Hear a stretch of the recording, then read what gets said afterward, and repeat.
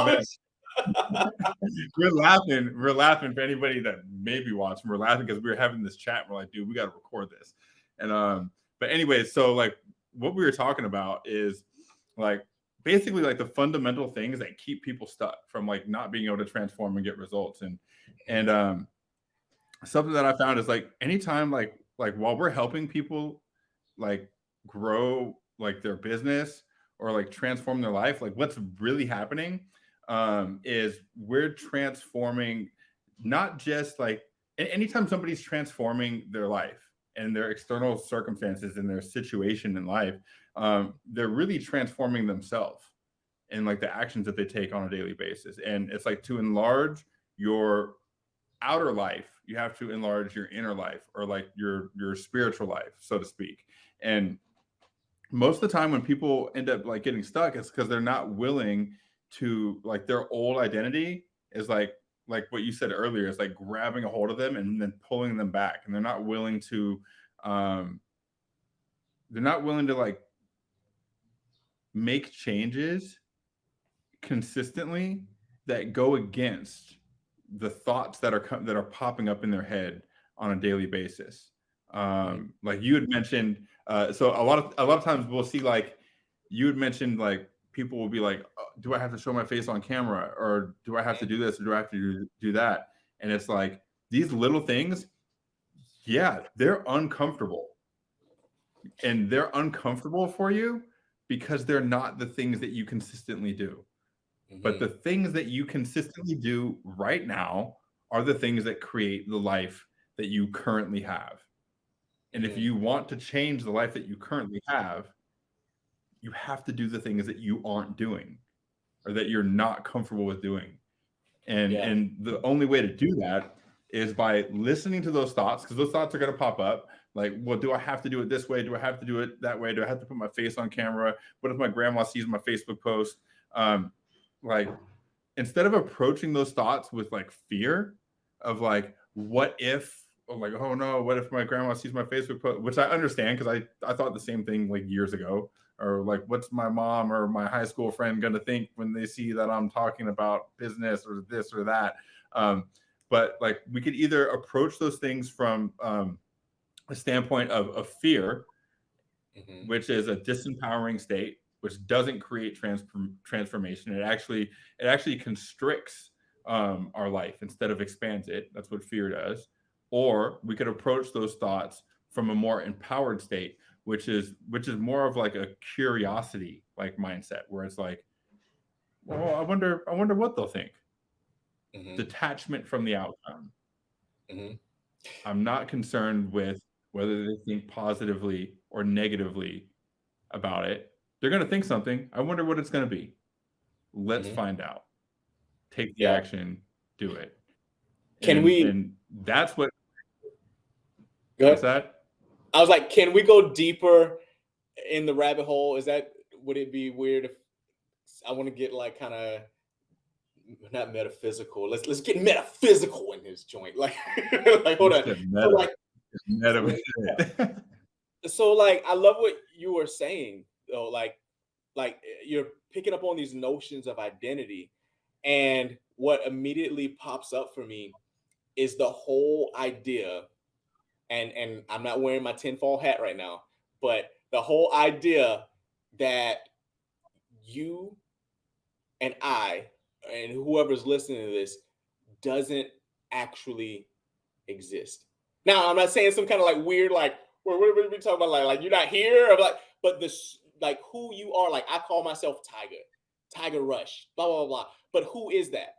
It's a collection of stories and conditioned habits and routines. So I am the identity of who I think I am is a combination of like the stuff that happened to me that I tell myself. I have this running narrative like when I was this old, this happened, and when I went here and I went to school there, and where I come from, and like what I believe in, and how I was brought up. And as a fill in the blank, as a 40-year-old African American Uh-oh. My re- living. my recording's cutting out.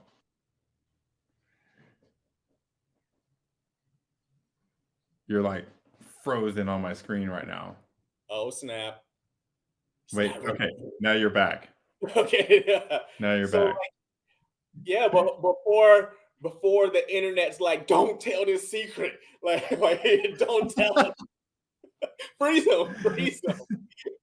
Yeah, it's like that identity that we call ourselves is just that conditioned habitual type of narrative that we call ourselves. But because we believe in it, that narrative of who we think we are, that identity actually holds boundaries for who we are, what we're capable of. Because if I go, well, as a 40-year-old African American who was brought up, in a blue collar family, like you learn certain things like this is what you're capable of. This is, what's normal Mm, for you. Like when I grew up, the ways that you got rich, and I learned this through experience and watching, the ways you're supposed to get rich is either you become a professional athlete, some type of entertainer, or like if you aren't blessed with any of those crazy kind of skills, like I'm not 7 foot tall with a mean crossover and I can't carry a note like in a bucket, or anything like that. So it's like the only other way is the lottery or like some crazy mm, windfall. So like I learned those. Nobody ever sat me down and told me that. I learned it through conditioning. My parents would play the lottery over and over and over. My dad worked as a welder, and he went to work before the sun went up. He came home well after the sun went down, and he did this like 6 days a week to put food on the table. And the only way out he saw was like the lottery. So he'd buy lottery tickets all the time, and we'd like pray. So it was like interwoven in these deep ways and belief and faith and all this stuff. And it's like, Lord, we're gonna hit that lottery and we're gonna be free. That like luck and chance had gotten conditioned as the only way that I would find prosperity. And not realizing I carried and that as a part of my identity. so something super important that I heard like multiple times throughout that is like our conditioning and our beliefs, like literally, like when I believe that the only way that I'm going to be like wealthy or successful is like lotto, being a pro athlete, being some sort of like music artist. I thought the same things. Mhm. And I thought like none of those are even in the cards for me. That's the other belief, right? And what I'm literally doing when I do that is I'm literally drawing. I'm building walls around my life and the possibilities of where it could expand to. Mhm. I'm literally the one who's setting the boundary. Who's like here, like that's as far as my experience will go. Yeah. And what's happening when we recommend uh, to like one of our clients or when somebody recommended to us initially, um, to take some sort of action that's going to have us cross that boundary, our Mhm. former self who Mhm. created these beliefs is like, and it comes up with things like, well, if I start posting, what's grandma going to think? Like, we don't Mhm. even know that this is what's happening. We're Mhm. like, we just feel this level of discomfort and we think it's around this thing that our mind is telling us. Bro, But what's really going on is we're trying to stay inside of this boundary that we've already created a long, long time ago, because that's where we said the limits of this game of life are at. yes, and it's conditioned. Like our brains have evolved to keep us alive. So like it sees it. We're social creatures. Humans are social. We're mammals. So we have this social self, this image in ourself of who we are in relation to others in the environment. And in the past, if your social group, we didn't have a supermarket where you could go get, chicken legs and, tomatoes already like gathered or hunted for you. Back then, we relied on each other. So if you were a social outcast from the group, that's like a death sentence. if we're Yeah. running in a group and everybody looked at Tyga and was like, bruh, we don't agree with you, we don't like you, you are now shunned from us. Like, you don't eat now. You don't cuddle next to someone in the winter to stay warm. You're in the snow now. You're starving to death because you're trying to hunt lions by yourself, or you're trying to hunt gazelle by yourself. Like, you're dead. So like that same instinct that's built into our DNA gets triggered.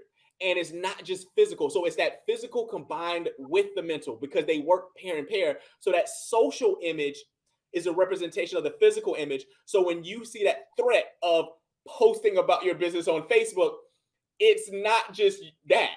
It's you going, I'm dying a social death. The image of me in my mind is going to be outcast. And that means death. So it triggers that fight or flight. It triggers you to go panic mode. I'm fighting for my life.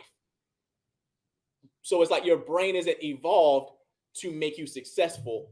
It's evolved to keep you alive. So you have to find ways to hack that amazing system, that amazing machine, to cause it to act in ways that get you the results that you want through that identity, Right. that self-image. So, like I said, I don't want to go deep down, or I want to go deep. We can go deeper. I'd love to go deeper if that's cool with you. I'd like for us to explore this a My little. man, first I want to ask you, am I pausing over and over again on your end? Because I am on mine. Like, you're frozen on my screen right now. Uh-oh. So it's Okay. probably Maybe frozen in it's the my recording. It's not internet. frozen for me. What's that? It's not Not pausing for frozen. you. So hopefully it's good on the recording. But yeah, so one of the things that what you just shared brought up for me, though, is that what I've found in my own personal life as well as business is that these identity-based changes, they're not something that I can just go do myself. Mhm, Even when I become aware of them, that's not the first step in changing it. Um, mhm, like and like for example, like with me, like I'm sober, right? I'm in recovery, and one of the things that I had to learn is that, and it's the same thing that applies towards business. For me to be able to take these actions and do like to follow through and do the work that's required to create change, I literally need somebody there who's already done it, mhm, showing me exactly not just what to do, but showing me how to think mhm. while I'm doing the things that I'm doing. Because that's what Why? makes the biggest difference. Like, I could literally like take a certain action and not get a result, and somebody else does the same thing and they get all the results. And the difference between the two is the way that I'm feeling and thinking and doubting myself while I'm taking the action, and the way that this other person is fully committed, not doubting. Maybe they have doubting thoughts, but they have the feedback of somebody else telling them like, actually, that thought's completely normal. And check this out. It's going to be really cool because when you go through this, you implement this, you do this, and then you're going to Yeah, get these results, and then you're going to get to prove to yourself that that thought was bullshit, and it's going to yeah. be awesome. And then they're like, That's so wait, good. what? And That's they so actually like have this curious like curiosity driven, like empowered state while they're taking the action. And then once they see that different result, then they know that old belief is like dismantled now, and then they continue taking that action, and then they get like a ton of results. And it was the same thing that happened like when I got sober, and I just continued to take these different actions that don't align with the person who I was at the good. beginning. And then next thing I know, I look back, and my exterior life, my outer life has completely changed Mhm, from where it was when that path started. And and that's because the story of who I tell myself that I am, the mhm, story of it, because it's not really a thing. The story that's in my mind about who I am has mhm. changed, and Yes. the identity wrapped around that has changed, and it's been reinforced through these different actions that we're taking consistently over time that at first felt very uncomfortable, and now they've become a part of a normal routine, a routine that the quote unquote old me or the old story of me would have never been able to just implement. Yes. And you can't read the label from inside the bottle. Like, in order to know what it says on there, you need some perspective from the outside to start to give you that objective kind of view. So that, patterns that, most of these things, there's a study done that says at least 45% of our actions, our daily actions, are subconscious, like below consciousness. That means that you don't even know you're doing it. That's like 1 out of every 2 things, on average throughout the day. Like, you're doing it, you don't even know it. So it's like you need that thing you need something from the outside to read the label to you, to point out like, hey, you say you want this, but your story, your current conditioning, your paradigm is causing you to stay in a boundary. It's causing you to walk around and you don't even know it, because the walls, the bars are invisible. The bars are in your mind. So you need that key to unlock it so that you can step out. Like, you're always free. Like, I don't know if you remember all the stories of like slavery back in the day. There weren't any walls. Like, they were in open fields. There was nothing there blocking them. What kept them there was their mind. They had always been in slavery. They were born into slavery. That's all they knew. They didn't even realize most of the time they were even normal human beings. They were taught the whole time they were less than. And like, that's what is missing, I think, a lot of times. Is like, even I was brought up also religious. Like, I was brought up in like a Christian household, and even in the principles of it, there's and some people are going to hate me for this. Some people can get mad. I might piss some people off with this, but I'm just telling from my experience, there is a theme where we are waiting for like God to make us rich, or like, like we sit back and we pray passively of like, whew, like, Lord, bless me with this, blah, blah, blah. And we're waiting on this savior to come in and do it, to come in and fix it. And it becomes a pattern because money follows certain rules and laws. And you can see like somebody who is a very good person. They're very spiritual. They're very good. They help people. They do all the right things. They work hard, but they're broke. Like, why didn't God bless them? Like, when you can almost sit back and get cynical about it until you understand like money follows rules. It follows exchange of value. And I think a lot of people don't get sent that because that's just a part of conditioning. It's a part of a belief system, a part of an identity that once you learn the game of money, like what generates money, it's not a lottery ticket. It's not necessarily like you don't have to know how to dance, amazing. Lottery tickets generate a lot of money, just not for the people who buy them. Yeah. And the people who do win and, win like $20 million, you notice how 5-10 years late, not even 10 years, usually like within a year or two, their reality resets back to their identity. A lot of times they end up worse off and more debt. They make all the same decisions that they made. All money does is it magnifies the identity that you already have and the decisions that you make with that identity. So if you're like a total like screw up already and you're in a bunch of debt and then you're buying lotto tickets to get out of that, well, and you hit it, you get a bunch of money. Well, now you're going to like go do the same thing that you've been doing on a much bigger scale. That's yeah. So it's changing that identity and changing the action, like understanding what creates it.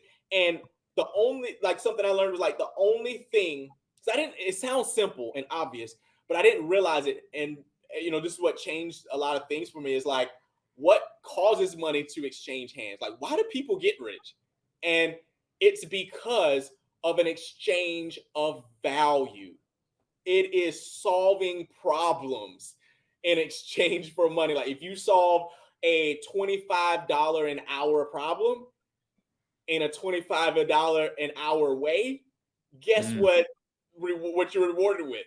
$25 an hour. I feel like you just said something super important when you're like a $25 per hour problem in a $25 per hour way. Wait. Because I feel like yes, to get money, you have to be able to solve a problem, hence the value, right? Hmm. But to like create wealth, it's like, how do I solve a problem in a leveraged way? Yes, $1 million problem in $1 million way.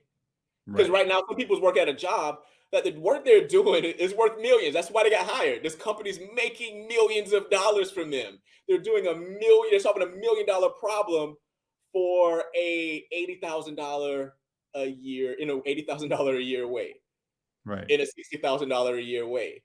And it's frustrating and it's sapping the life out of them for My good last job, like you're saying that, I'm just thinking of my last job, right? My reason. last job was doing sales for a company, and this in 6 months brought in 120K in revenue for the company. Did I make 120K in revenue? Not even close. Like in income for myself, no. Yeah. And so that just goes to show you, like, when when you can figure out a way to provide the value to the market, and not just to a company that's providing the value to the market, but you can be the one providing the value, and figure out how to do it in a leveraged way where it's not taking up all of your time to do it, Hmm. then that's how you create wealth. Yeah. And a lot of people, I've even heard that, like, some of like the state, like the like ways to become like super wealthy is like, first you create your own like financial independence, and like your own quote unquote wealth, right, where you're not trading your time for money anymore. You have like steady income like coming in consistently regardless of how much work that you're actually doing, and then like taking that abundance of income that's coming in and investing it in other assets and other things, and like the uber wealthy are all people who are investing in like real estate, right? Mhm. And like I'm talking about like super wealthy people, and like buying like huge apartment complexes, like Grant Cardone type stuff, Mhm. and like just renting it out. And but I'm just pointing this out because they're still doing the same thing, they're just doing it on a bigger scale. Right. And so it's like they buy this thing, they do the work once, they get all the systems in place, which are like property managers, people who are taking care of the actual property, so they don't have to do anything with it, and then they just collect their income Yeah. month to month from like the rent from everybody that's taking the units, and the Yeah. value that they're providing is a nice place to stay that's taken care of. Exactly. But they're putting roofs over people's heads in, a safe Yeah. place, to raise their kids. And that's a huge problem. And and it may be hard in the beginning. Where I started off was I didn't have a product or service. I didn't have any skills starting out. I'm like, I just, at first I was a Marine. I was, and I went to school for physics. I was conditioned to be put into a workforce. So I didn't have things that I'm like I could readily sell of my own. So one of the easiest ways was just to look at things that are already out there that's selling that people want. And my way I started adding value was I was like, you have a problem that you don't know how to solve, and you're finding like, how do I solve this problem? What's the best place? I don't know who to trust these lines. So then I went out, I'd do my research, I'd educate myself on different solutions that I was passionate about. And then I went, a lot of people could benefit from this. And a lot of these places had what's called like referral programs or affiliate programs, and that they pay you, hundreds, sometimes thousands of dollars to recommend their products and services that solve real problems. And I'm like, I found a few programs like that I could really stand behind, I really believe in. And I just went out, I'm like, hold up. These people have these problems they're actively looking for solutions for, and this company solves it, and they will pay me to just connect the two. And Yeah. I found a way to provide value and solve problems in the marketplace in a way that's beginner friendly. I didn't have to create Apple. I didn't have to create a Nice. smartphone. I didn't have to go out and create this crazy digital course that teaches people how to make hundreds of thousands of millions of dollars. I just went, this dude already knows how to do it. He has proven track record. I've gone through it. I invested it in myself. I can stand behind this. This person's looking for a solution to how to do that. They just don't know about this person.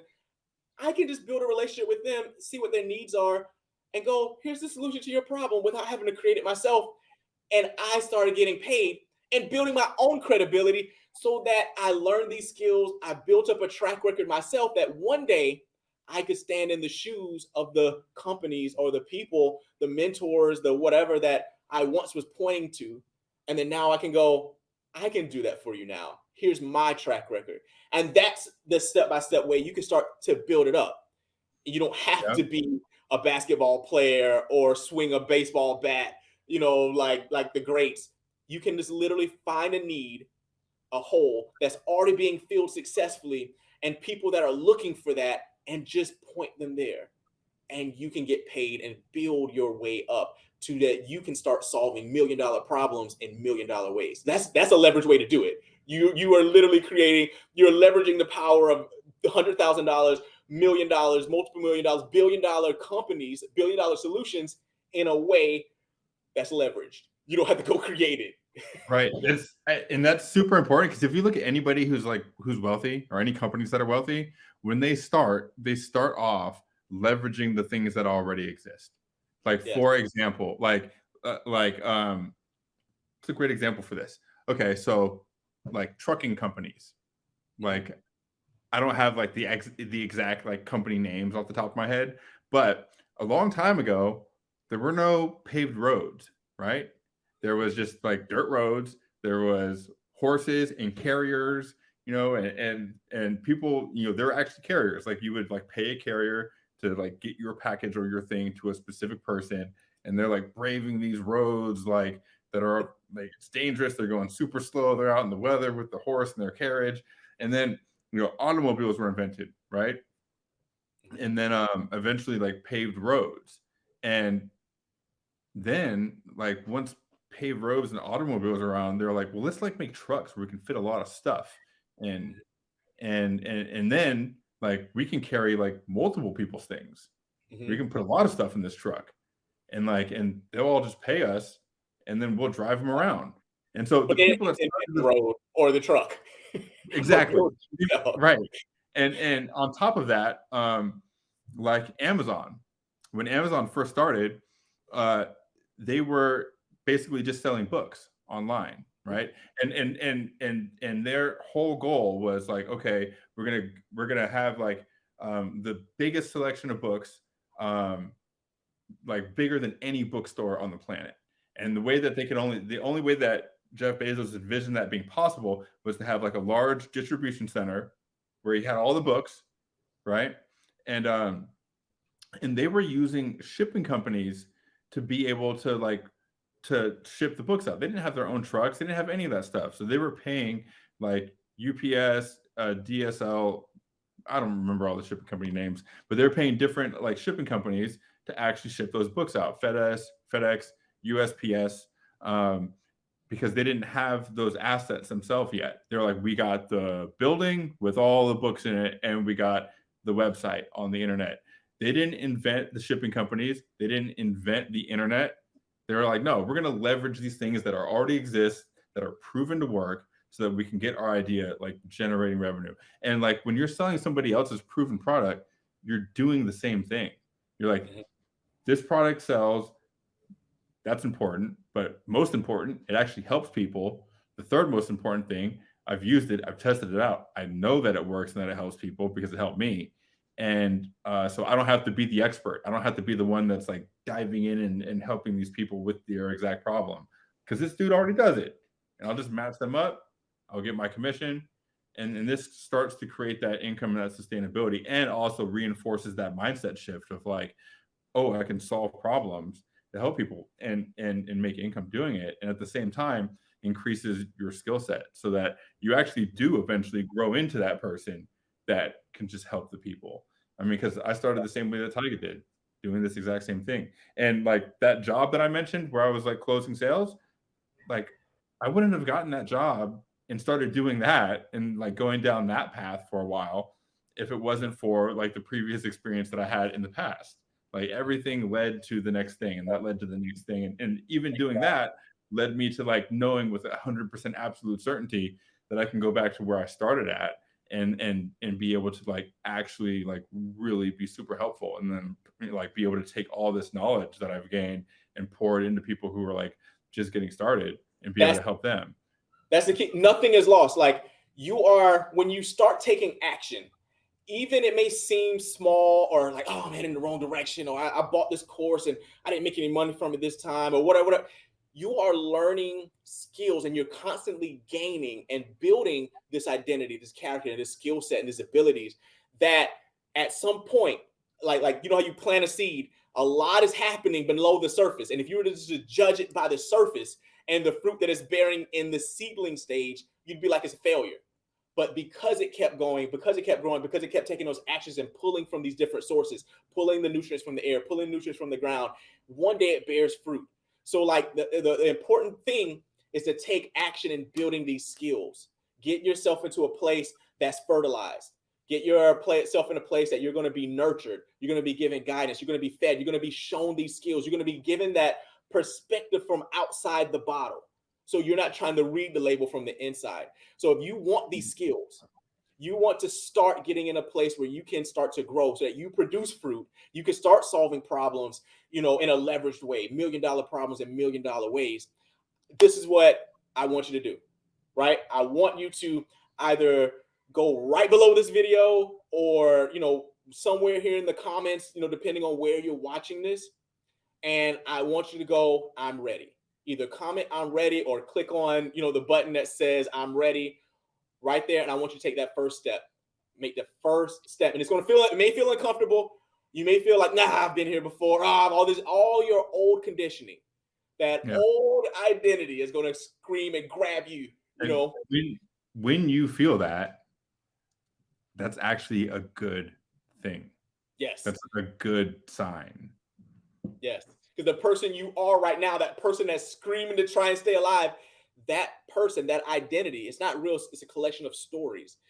It cannot actually reach success. It is not the person. It doesn't have the capability, the boundaries of its story holds you in that prison that's not capable of that freedom.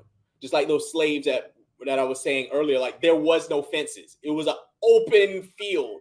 But what kept them there? The story of, oh, you better not, boss, you gonna get hurt. There ain't nothing out there for you. All the different, like that story is trying to hold you there in bondage.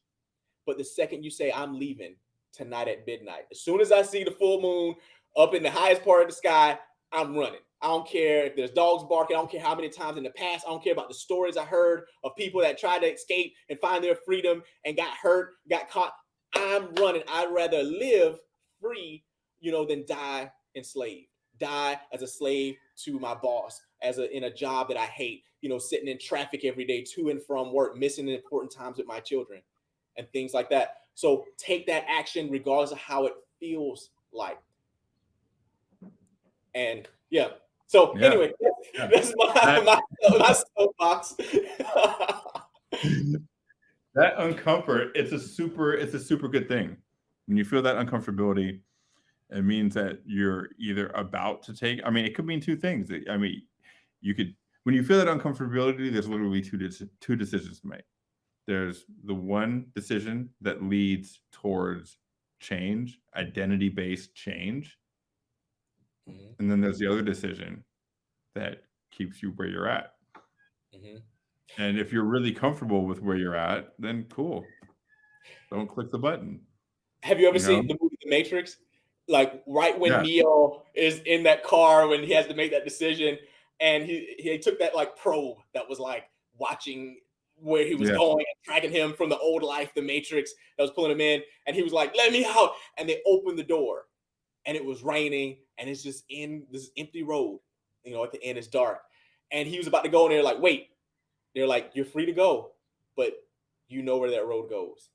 You're going to go back to your old life, back at that cubicle, back to that monotony, knowing there's got to be more to life than this.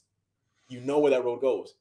Or you can shed it, take that action, click the button, have a conversation with us, and see how far the rabbit hole goes, see who you really are, see what you're really capable of if you let go of that old self. You break free of the matrix.